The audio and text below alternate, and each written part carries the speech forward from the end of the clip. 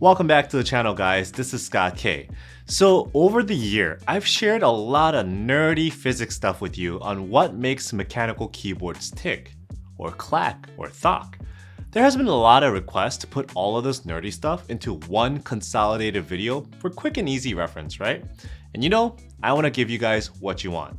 So here we are, all the keyboard physics mumbo jumbo in one video to wrap up the year. I will also provide the links to the original videos in the descriptions below and pop-ups above for quick access. There are around 10 or so segments in total, and I try to group them up by their type. So the first group are the science segments on understanding mechanical keyboard sound. Let's start by covering the types of sound you may hear from a keyboard. So when it comes to sound in the keyboard, there are two different types that you need to consider. The first one is airborne and the second one is structure-borne sound. So let me show you what the difference is. When you start typing on your keyboard and as the switch activates and the stem collides in the housing, it generates energy, of which one of them is sound. You get the sound that comes from the action that directly goes out into the air and into your ear. That is the first primary airborne sound. Then you have the same sound from the switch that travels into the case that reflects and bounces around and back out and into your ear. That is another form of airborne sound. In addition to the airborne sounds, you have the vibration energy from the key press travel through the switch housing into the plate, PCB, and case that also creates sound. This is called structure-borne sound.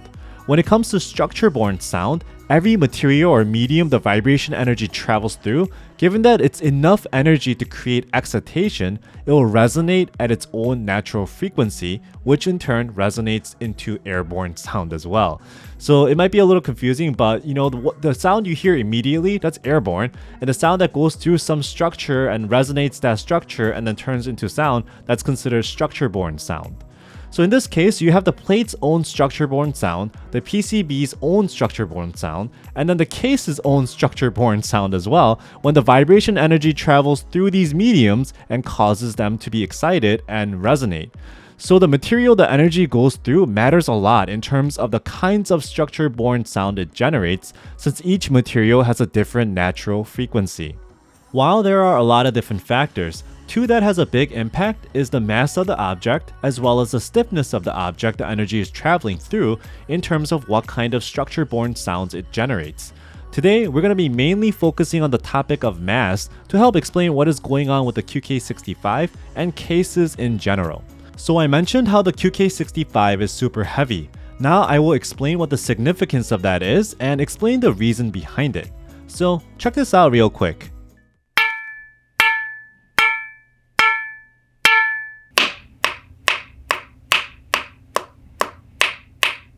Isn't it wild how the aluminum lower case resonates so much, creating an annoying case ringing and ping? And isn't it crazy how adding the steel weight to it completely pretty much kills it off? Well, it's because of the concept of structure-borne sound and how mass impacts it. As mentioned before, as you type on your keyboard, the vibration energy is generated from the switch actuation and ultimately it travels to the case. The case is the largest component that can be affected by this transfer of energy. If there's enough vibration energy that enters the case to excite the case to vibrate at its natural frequency, this will resonate into airborne sound, the sound that you're going to hear. Well, think about it this way. What is easier to move or excite? Something very heavy or something light? That's right, it's much easier to move something lighter. It's the same in this situation as well. Let's look at the force equation F equals ma. Force equals mass times acceleration. So in the situation with the QK65 case resonance, let's see what kind of impact mass has on the acceleration required to excite the bare minimum portion of the case versus the case with the weighted steel. So F equals ma, but if you consider your typing force of F is pretty constant, then let's look at this from an acceleration perspective. A equals F over m. Acceleration equals force divided by mass. So if the force stays the same, and as the mass increases, then the acceleration will decrease, and vice versa. As mass decreases, acceleration increases. Think of it this way. If you're standing still and you want to run to the end of the room, could you accelerate to your max sprint speed with nothing on or with a 100-pound backpack on your back? It's the same concept. When vibration energy travels to the lightweight aluminum bottom, it's light enough that the vibration energy is also enough to create an excitation. This means the aluminum gets excited and starts to resonate at its natural frequency. When you add the steel to the aluminum bottom, it dramatically increases the weight of the lower case. What happens then? It is harder to excite, so you may get some resonance but at a much lower degree or amplitude. So with the bare aluminum, you're getting a higher amplitude sound resonance versus the heavy steel weighted cases lower amplitude sound resonance. So in layman's terms, without the weight you get case ping, and with the weight you don't. There is a whole another layer to this with the stiffness and sound frequency or pitch, but I'll get to that next time. So what is the takeaway? If something is heavier, it is harder to get it to resonate and make noise. If it's lighter, it's easier. That's why light aluminum cases ping very easily. Hopefully that helps to explain why many case designs emphasize the weight and material of the keyboard as well. Now that you know the types of sound a mechanical keyboard produces, let's take a look at how different plates and materials change and also affect that sound.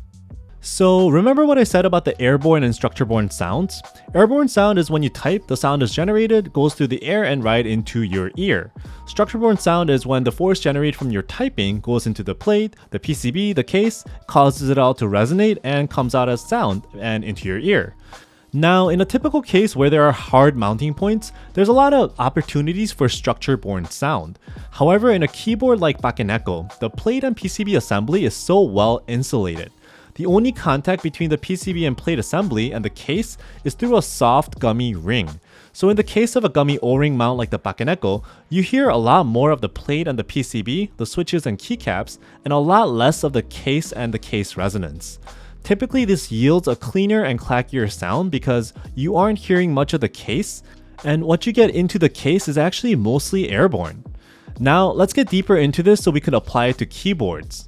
From a structure-borne sound and noise perspective, there are two major factors that impact its frequency. First one is mass, or the weight of the object, and the second one is stiffness of the object. By convention, as the mass of the material increases, the frequency of the sound it generates decreases. It's actually inversely proportional. On the other hand, as the stiffness of the material increases, the frequency of the sound it generates increases as well. It's actually directly proportional. One easy and common application of this concept is a guitar. A standard guitar has 6 strings of different thicknesses and weight. So let's think about it this way. If you take all 6 strings and tension it the same, the thicker strings will sound deeper, and as you get thinner and thinner, it becomes higher pitched. So if you hold the stiffness the same, the heavier material will generate a deeper sound. On the other hand, if you take just one string, so mass is now held constant, and adjust the tension, the tighter or stiffer the string becomes, the frequency becomes higher. So if you loosen it and lower the stiffness of the string, the sound becomes lower. So deepest sounds come from soft, heavy things, and high-pitched sounds come from stiff, light things. Easy, right? Now we know this, so let's start to apply it to the keyboard itself. In the situation of a gummy mount keyboard like a Bakeneko, or in this case, the WK61 keyboard Neko, let's just call it that for the lack of a better name, you're hearing a lot more of the PCB and the plate. So then the PCB and plate material becomes very important in shaping the sound. Given that we can't really change the PCB material, let's focus on the plate. The plate in question in this case is a 60% plate. It's about 288mm by 97mm by 1.5mm thick. It has a volume of 41,904 cubic millimeters or 42 cubic centimeters. Why is this important? Because of this next section. So when it comes to plates, many of us ask, which plate is stiff? Which one is soft? Then the question kind of changes to which one is stocky and which one is clacky. So let's try to address this in the most scientific way possible, shall we? So the first thing we want to hit is the stiffness of the plate. This is actually the easiest to determine. There is already a set constant called the Young's modulus that determines how easily the material could bend or stretch. So higher Young's modulus makes it harder to bend or stretch, which also indicates that the material is actually stiffer. This is actually measured in gigapascals. Given this, I created this chart to show some of the most common plate materials and their Young's modulus stiffness. As you can see, it pretty much follows a street convention we know. Steel is very stiff, carbon fiber also. and something like Palm or PC is very soft. It's all numerical and objective. Makes a lot of sense, right? Also, this is something we can use to determine what material is thocky or clacky because, if you remember, stiffer materials is higher in frequency than softer ones. This is all great and all, but it only tells one part of the story when it comes to sound. Remember, sound is determined by both stiffness and the mass. So what happens if you look just at the mass? Remember the volume measurement we did of that plate, 42 cubic centimeters? Well, if you have the volume and the density of the material, you can actually easily find its mass. The equation is mass equals density times volume. Given that density for a material is constant and easily searchable, this is the mass I get, and the mass is in grams. So when you sort it by mass and correlate it to sound frequency, things get really weird. If heavier equals more thock, then brass and steel is the most thock? That's not really true. Well, it's because of the fact that you have to consider both stiffness and mass together. Going back to the guitar string example, you can take the thickest E string and tighten it a lot, and take a thinner A string and loosen it up a little bit. Even though the E string should be deeper, in this situation it'll actually sound higher pitched than the thinner A string. The same concept is actually being applied right now to the plate sound as well. So given that, how do we correlate stiffness and mass? It's actually more math actually.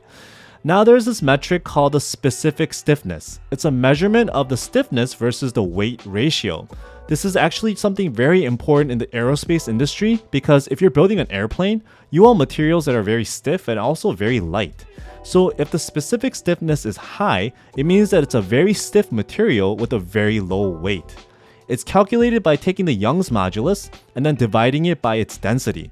This is relatable in this case because stiff and light equals clack and soft and heavy equals thock, right? So a low specific stiffness equals thock and a high specific stiffness equals clack.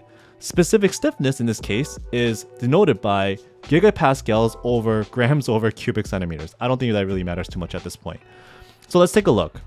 Overall, for the most part, this aligns with our street convention. Something like carbon fiber has a very, very high specific stiffness. We also know that carbon fiber plates are very clacky. On the other hand, something like polycarbonate has a very low specific stiffness, and we also know that PC is generally thocky. For me, everything was good, except one thing: brass. I think most of us in this hobby felt that brass is stiff and it should be a clacky plate material. However, because of its heavy weight, according to the calculations, it's actually one of the deeper sounding materials. I was really doubtful, so I also had a chance to review the natural frequency of brass versus aluminum versus steel, and it actually showed that brass had the lowest natural resonant frequency out of the three, so I tried it out.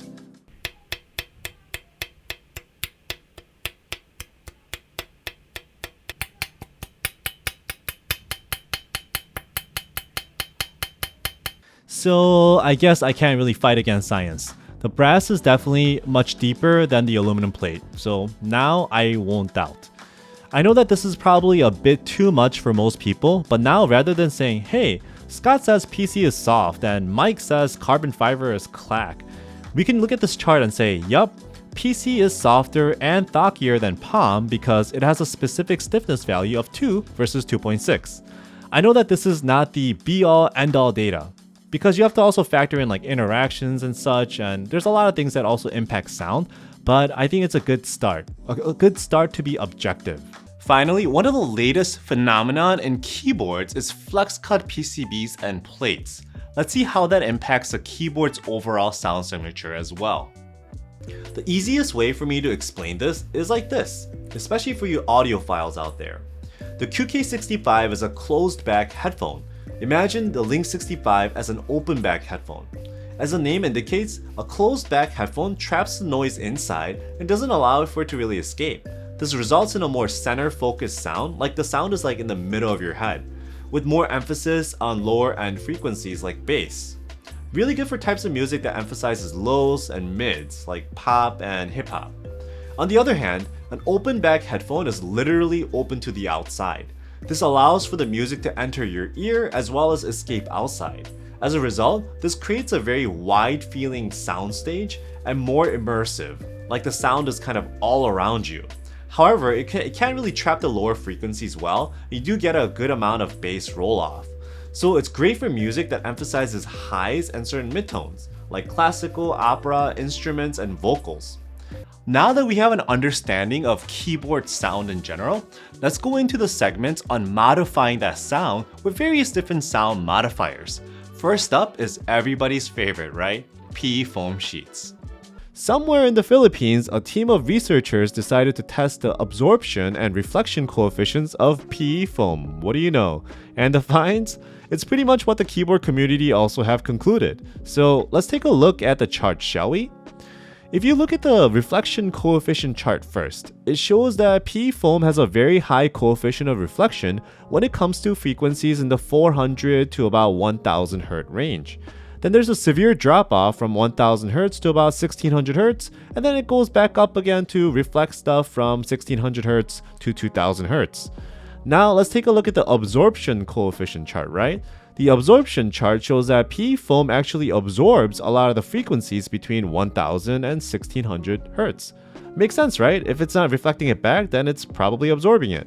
So let's conclude that 400 Hz to 1000 Hz is amplified, 1000 Hz to 1600 Hz is reduced, and then 1600 Hz to 2000 Hz is also amplified once again.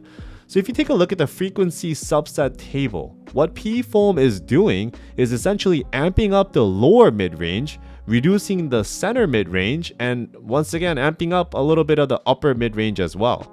Since keyboards do create an abundance of the lower mid-range tones, amping this area up is allowing us to predominantly hear that marbly jelly epoch sound.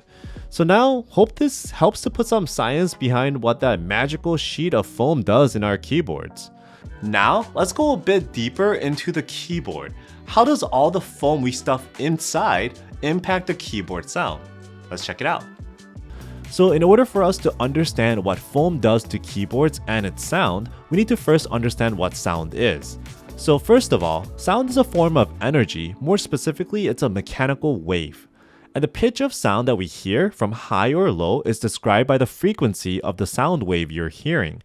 For example, the sound that we interpret as clack is a high-pitched sound created by high-frequency waves. This type of wave is high speed and also is very low penetration type of wave that travels fast, bounces around fast, but is also low wavelength and is not very good at going through surfaces or other media. The second type of sound that we interpret as thok is a low-pitched sound created by a low-frequency wave. This type of wave is lower in speed and high-penetration type of wave that travels and bounces around slow but is high wavelength and is good at penetrating surfaces or media. So just remember, clack is a high-frequency and fast sound, thok is a low-frequency and slow sound. So now, going into foam. Essentially, foam is an energy converting device. It acts as a barrier or an obstacle the sound wave needs to travel through. So what happens is that the loud, high amplitude sound will go through one side of the foam, and while doing so, the mechanical energy from the mechanical wave is then converted into heat through friction.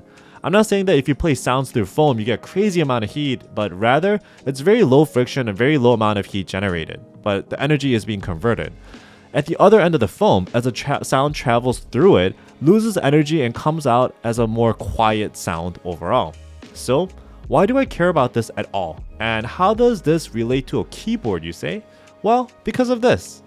On a high level, you just need to remember this. Thinner foams work to reduce higher frequency sounds, so clack. Thicker foams work to reduce low frequency sounds, so thok. The reason for that is to take a look at this chart quickly. This is an NRC or a noise reduction coefficient table. It shows the effectiveness of foams at different thicknesses in reducing sounds of various different frequencies.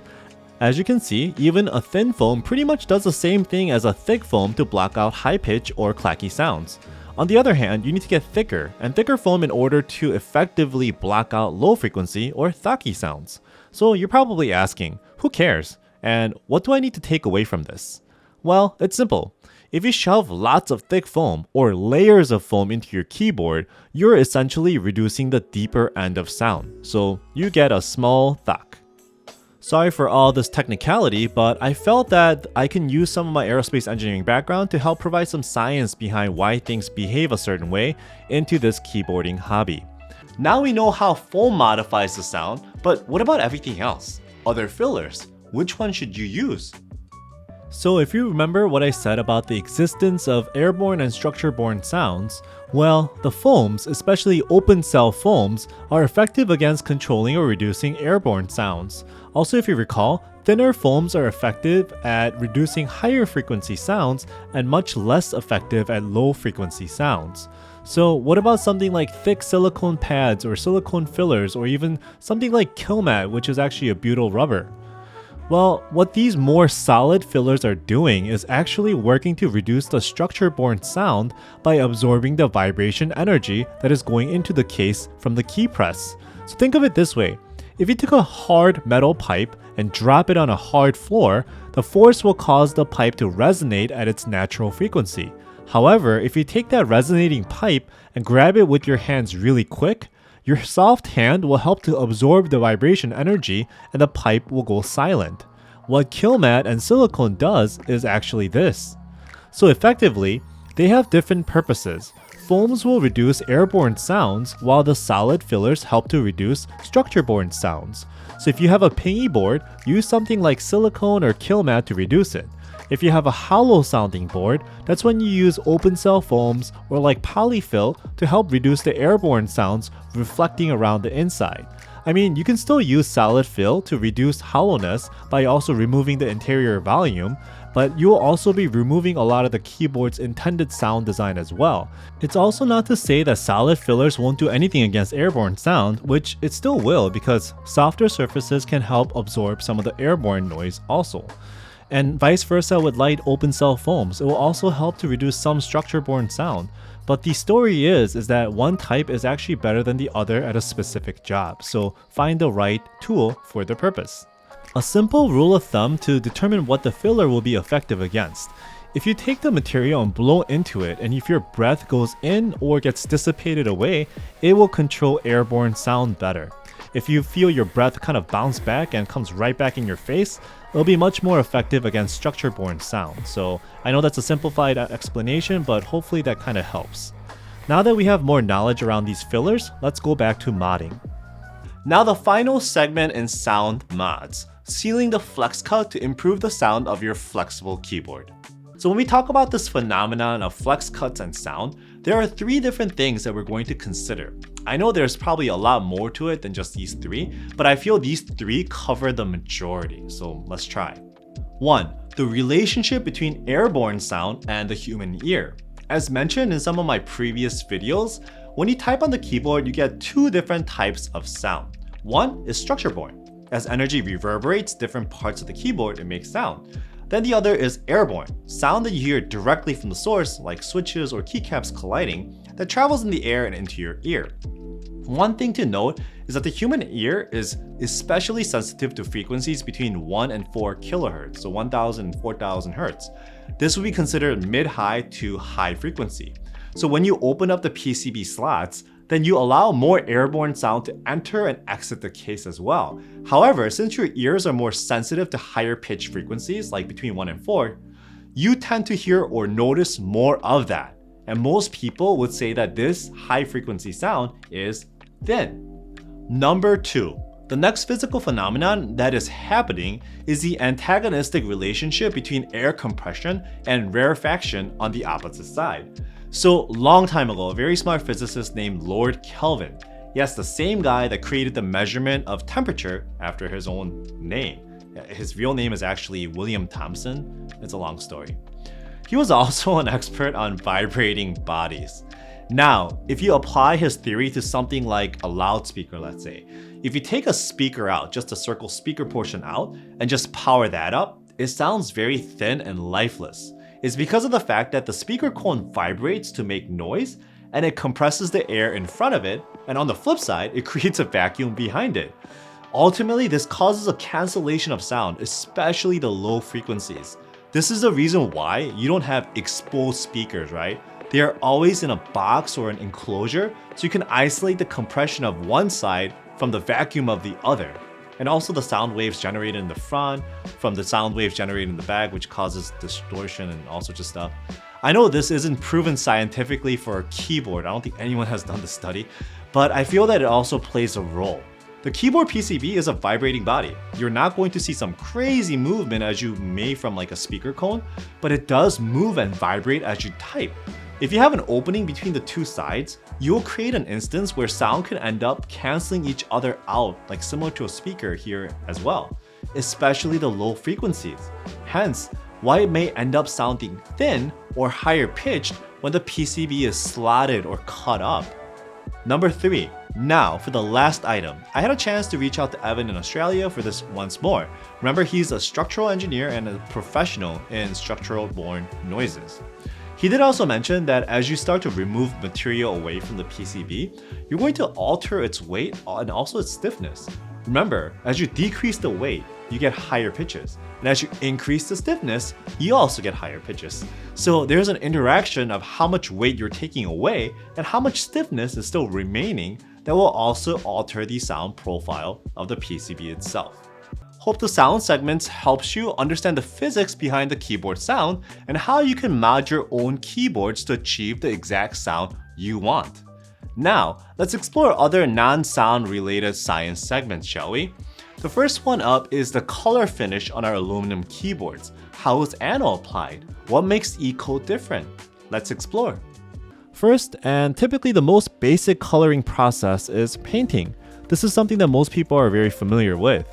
Painting the case is essentially the same as painting anything else. You first start with the raw case itself, in this case aluminum. Then you clean the surface and prep it so that the paint could adhere properly, typically by using some more abrasive cleaners or etching solution. Then you prime, which helps to create an even sublayer that the paint could bond to. Then you paint, and then you finish it off with a clear coat or some kind of a protective layer. Obviously, the pros of this process is that it's proven and it's widely used. This also means that you don't really need too much specialized equipment and could pretty much pump these out fairly easily and quickly, and very importantly, cheaply. A prime example of this process is actually on the Bakeneko keyboards. There are definitely cons to this process as well. First and foremost is the durability. Essentially, when you paint something, you're covering that item with a shell of paint. Think of it as like an M&M candy with a shell. This means that while the application is quick and easy, it's also equivalently easy to scratch and remove the paint. In addition, as Manny has expressed with the Bakeneko cases, it's difficult to get a perfectly even smooth spray onto multi-angled, sharply creased items like a keyboard case, so consistency can be a struggle here as well. Next up and step up is a very widely used method for aluminum keyboard cases called anodization. Yes, anode and keyboard cases are pretty ubiquitous. Anodization actually relies on a naturally occurring process called metal oxidation to create a protective and porous layer to dye to a certain color. So in order to understand this, we need to think of a commonly occurring phenomenon. If you take an iron bar and leave it exposed to water and oxygen, it will oxidize. It will oxidize to an orange-brown color. We commonly call this rust. Yes, iron and steel will rust as part of their oxidation process, and aluminum and other certain metals also react with oxygen and oxidize as well. However, instead of turning into an orange rust, it forms aluminum oxide. Aluminum oxide isn't an additive layer, but it's actually a conversion when aluminum reacts with oxygen and turns into an aluminum oxide. Imagine this kind of like a scab or scar on your body as your body also heals and protects.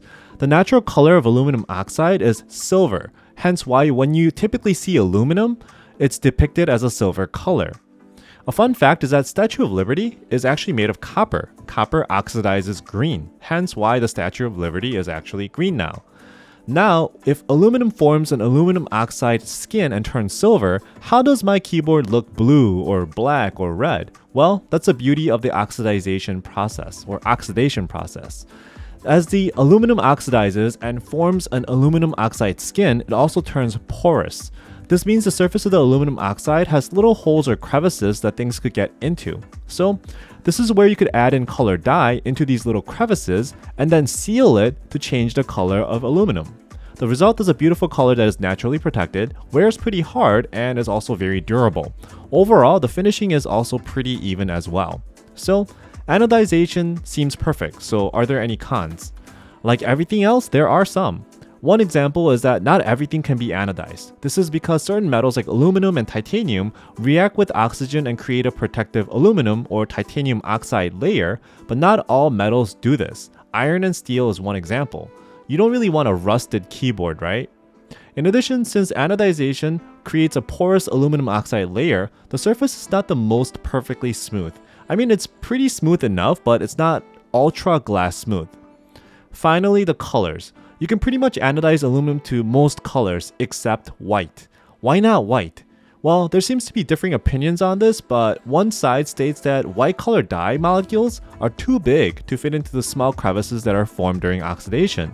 In my opinion, while this may be true, I feel it's more the issue with the fact that surface of an aluminum oxide layer is silver.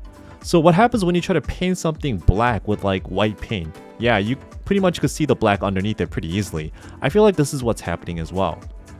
When you try to anodize something white, you feel the little crevices with white, but you actually also see the silver shining through it, so it just kind of looks like light silver. Perhaps this is pretty much what Glorious ran into with their GMMK Pro white ice issue. So then what's next? What can be better than anodization? Well, it's a third process called electrophoresis or electrophoretic deposition. When you see something that says E white or E black or E yellow, it is actually referring to this process. And typically this is a more expensive and generally it's offered on more expensive boards. While anodization relies on oxidation to create pores for color to fill, electrophoretic deposition is actually an additive process. What happens is that the color that you want your keyboard to really become, this dye is suspended in a bath. Then you put actual metal keyboard case into the bath, and then you use the magic of electromagnetism. So you essentially charge the case with either a positive or negative energy and charge the substrate with the opposite polarity. Then what happens? They bond together like a magnet, right? This is an electrochemical bonding. Since this process doesn't really rely on pores, the surface can be treated to be perfectly smooth. And since this is an additive process where you're covering an entire surface of the aluminum, you will have better wear and corrosion resistance versus anodization as well. It's not just a surface level adhesion like paint, but it's more on the molecular level, so it's also much more durable than painting. The interesting thing is this. From what I gather, setting up an anodization plan costs more money than an electrophoretic deposition plan. However, why is electrophoresis more expensive than anodization? It's actually the yield rate. Anodization is a process that may have more steps or more equipment required, but the results are more guaranteed. On the other hand, electrophoresis has a much lower yield rate, where if there is a even small residue or imperfection, the electrochemical process cannot be done successfully. Because of this, you may end up throwing, let's say, 100 aluminum cases in, and you get 90 complete cases out, while with ano, you might get 99. So whatever has failed needs to be thrown out, and that would actually drive up the cost. This year, we have had a lot of different variety of different innovations, and these two next segments represent those. First of the two is actually Hall effect switches and how they work. Featured in a lot of popular keyboards like Wooting and SteelSeries, how do these magnet-driven switches actually work? So a long time ago, an American physicist named Edwin Hall found that a closed circuit system, if you apply a magnetic field perpendicular to it, it creates a voltage difference in that circuit. He also realized that he can control this voltage difference by putting the magnet closer or further away, and as expected, he decided to name this discovery and phenomenon after himself to call it Hall effect. This phenomenon occurs because as the electrons are flowing through this circuit, they get affected by the magnetic field that's applied to it and kind of goes on a detour like this. This actually creates a charge imbalance. This in turn creates a voltage potential difference, which then becomes measurable. Now, other than the self-serving of naming something after yourself, Hall effect is now used in so many different applications in our electronics. It also plays a very critical part in our day-to-day. So props to you, Edwin. Now, how does this impact a keyboard and why is it good? Now, let's take a look at the Hall effect switch that the Hera H1 uses to get a better understanding. So, when you go past the standard facade and you start taking off the keycaps, that's when you can start to see some of the differences and what this thing is all about. Upon disassembly, you can see that the switch itself doesn't have any legs, but rather have this tiny little magnet that is attached to the end. As you press the switch stem in and out, you can also see that this magnet peeks out of this tiny little hole here. So, if you think that the keyboard PCB is a closed circuit system, then as the switch is pressed and this magnet is now getting close to the circuit and creating a voltage differential, the keyboard can then recognize this as a key press. So instead of relying on a metal leaf to make contact or not, you're using the phenomenon of Hall effect to trigger an action. Well, if the standard leaf-style MX switch works fine, then why do we have to reinvent the wheel? The thing is, the opportunity of this type of switch is actually very phenomenal. I know that this is early in the stages, but let me tell you what is potentially possible. So a standard switch is digital, on or off. There is nothing in between. However, a Hall effect switch is analog, which means that the closer the magnet gets to the circuit, it generates a greater voltage differential. So what this means is that there is a resolution to each key press. Imagine now, you can actually measure how much the switch is pressed, bottoming out at 100%, halfway down at 50%, or just a tap at 10%. It can measure it all and see it differently. The best example of this is if you look at something like a PS5 controller. The joystick can pick up whether you have it all the way to one side or halfway down or anything in between. This gives you the ability to be very precise in your movements. Remember when iPhones used to have that weird force-sensitive touchscreen as well? Technically, you can do the same thing with this keyboard then.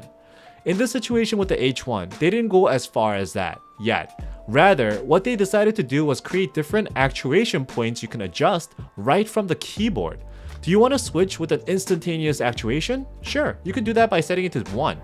Do you want to decrease the typing mistakes by actuating at a much lower point? Sure, you can then set it to 8, or anything in between based on what you like or what you're doing at that time. If you're gaming and you want the fastest actuation possible, this switch can do that for you. Plus, if you like button smashing, you don't have to completely reset the switch top and bottom. This type of switch can detect a change in motion and consider that a key press, so it's much faster to register. Maybe you could actually even win more games. Now, in addition to the additional abilities Hall effect can give a keyboard, it has other benefits as well. For example, it's more durable. Less moving parts and no physical contact between two leaves allows a switch like this to be good for up to 200 million actuations or even more. The old Honeywell ones could last into the billions. If you look at a Cherry MX switch, it's somewhat like 20 to 50 million actuations, so this is much more durable in that sense. The system itself is so simple and robust that it doesn't even care if there's any debris or oil or grease there. It actually could even be waterproofed if you wanted. Then, there is smoothness. One of the major scratching points of a standard switch is when the leg is rubbing against that leaf. Well, this doesn't have a leg at all, so it actually feels very nice and smooth. Now, obviously as with anything, there are some other things to consider as well. First of all, Hall effect switches or regular switches, they all have a linear motion with collisions involved. So technically, the sound of the keyboard shouldn't really be affected whether you're using a Hall effect switch or a standard MX switch or whatnot. Alright, now for the home stretch. Remember the crazy AM/AFA keyboard by Angry Meow? It had an adjustable flex leaf spring mount. But this theory also applies to other leaf spring style mounts and how different leaf springs and their designs could impact the stiffness of typing. It is medium, so the stopper is right in the middle. If you move this to the other end, you get stiff. If you remove it all together, you get soft. So why is that? It's been some time, so you know what? Let's have a quick physics lesson. So what the AM/AFA is relying on to create a softer or stiffer typing experience is simple torque equation. Simply, torque is a twisting force or a force that wants to create a rotation around the pivot. So when you have a leaf spring fixed onto the case like this, and you press it down on one end, you're creating torque around that fixed point, which is actually the point where it's screwed onto the case. Now, for us to understand how the gears change the feel, you have to understand the equation for torque. Torque equals force times the length. So torque is dependent on the force being applied multiplied by the length away from the pivot. So what does that mean for this? Well, if you have the leaf spring installed on the soft setting with no gear in between at all, you get this entire length of 70 millimeters to work with, which means the same force you apply from your finger gets multiplied by this entire length. So let's say your finger is exerting something like 100 grams downwards across 70 millimeters, you get 7,000 gram force millimeter of torque. Now on the other hand, if you put a gear right here, you're creating a pivot around the gear, right? It also reduces the length to 20 millimeters, so this is the stiffest setting. So you still apply the same force from your finger, which is 100 grams, but since the length is decreased, the torque will also decrease. Hence, 100 grams downwards across 20 millimeters, you only get 2,000 gram force millimeter. So what does that mean for this keyboard then?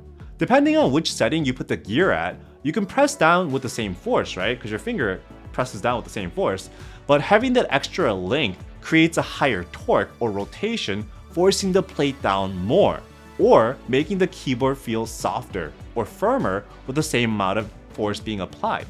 This is the same concept when you have a nut you want to free from your car. And to get more torque, you get a longer breaker bar on it. It's much easier doing this than using a shorter shaft. Now you know why. Alright, that covers all the science segments we covered this year. I hope that this consolidation video helps to put everything in like one spot and easier to reference.